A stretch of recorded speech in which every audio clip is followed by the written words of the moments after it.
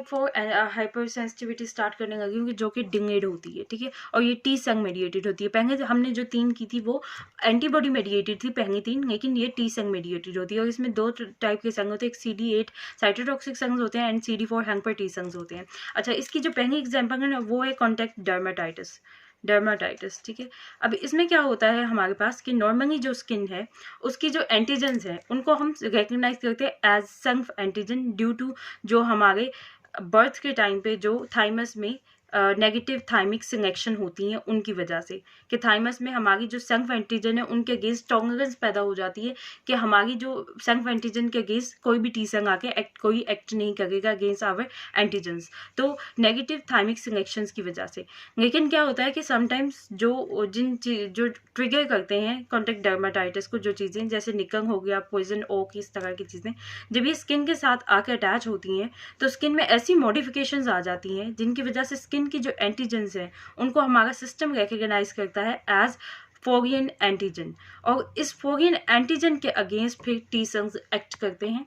अच्छा, अब जब हमारा सिस्टम उसको फॉरेन रिकग्नाइज करेगा तो ये इनको taken up by the dendritic cells process वगैरह ये सारा कुछ करके ये टी सेल्स को इसको प्रेजेंट कर देंगे। अब जो टी सेल है वो डिफरेंशिएट करेगा TH1 एंड TH17 सेल्स में, और अगर फर्दर एक्सपोजर होता है टू द निकंग तो फिर ये जो है ये टी सेल्स इन्फ्लेमेशन कर गए हैं, इसकी वजह से इन्फ्लेमेशन और वो सारा प्रोसेस हो जाएगा leading to eczema, dermatitis, itching, vesicles.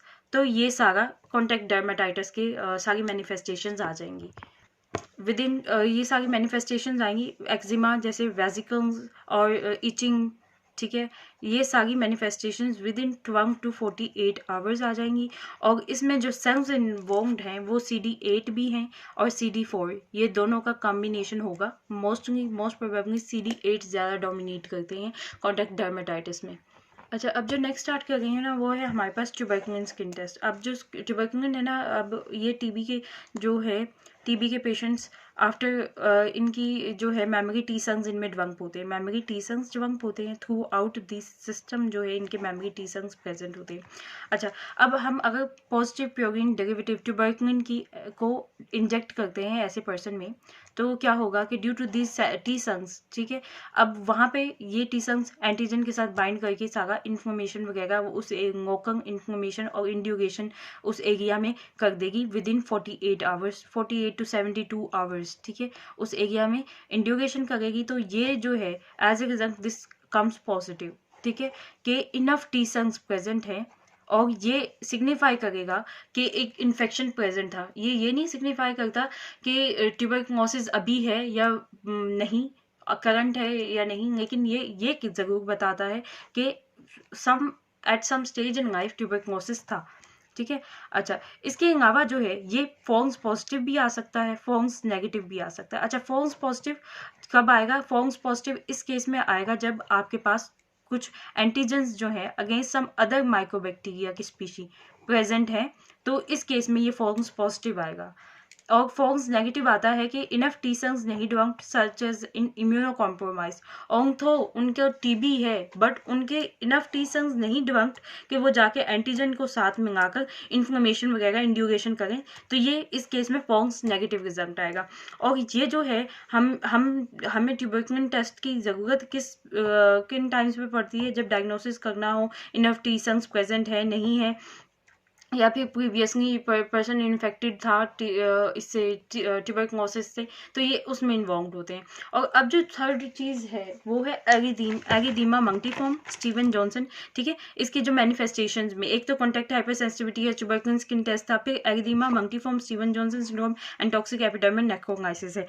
तो अब जो है इसमें इन सब में क्या होता है कि टी सेल अटैक करते हैं स्किन सेल्स को, और इसमें जो है ये सारी डिजीज़ ऑलमोस्ट तीनों एक जैसी ही होती हैं, बस स्पेक्ट्रम थोड़ा चेंज होता है कि जो है हमारे पास एरिदीमा मंक्टिफॉर्म दैट इज़ मोर बेनाइन, और टॉक्सिक एपिडर्मल नेक्रोलाइसिस ये बहुत ज़्यादा जो बहुत ज़्यादा हाई लेवल पे होती है, बहुत ज़्यादा इफेक्ट करती है स्किन सेल्स को, तो उसमें होती है।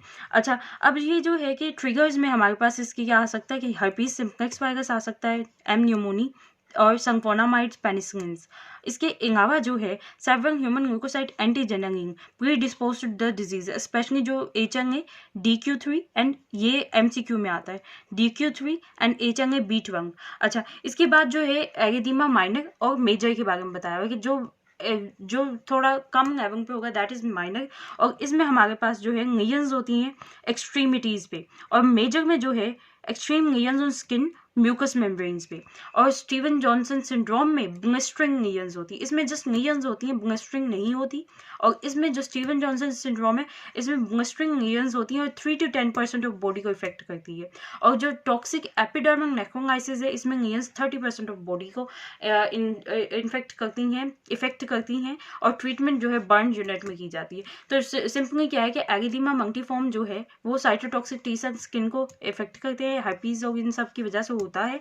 और इसमें एरिथेमा माइनर एक्सट्रीमिटीज पे वेसिकल्स बन जाते हैं, और एरिथेमा मेजर जो है म्यूकस मेम्ब्रेन्स पे भी बन जाते हैं। और स्टीवन जॉनसन सिंड्रोम में ब्लिस्टरिंग लीजन्स होती हैं on the face, neck, trunk, ये सारा एरिया, और 3 to 10% होती हैं। जबकि हमारे पास टॉक्सिक एपिडर्मल नेफ्रोलाइसिस में जो है 30% ऑफ द बॉडी इफेक्टेड होती है।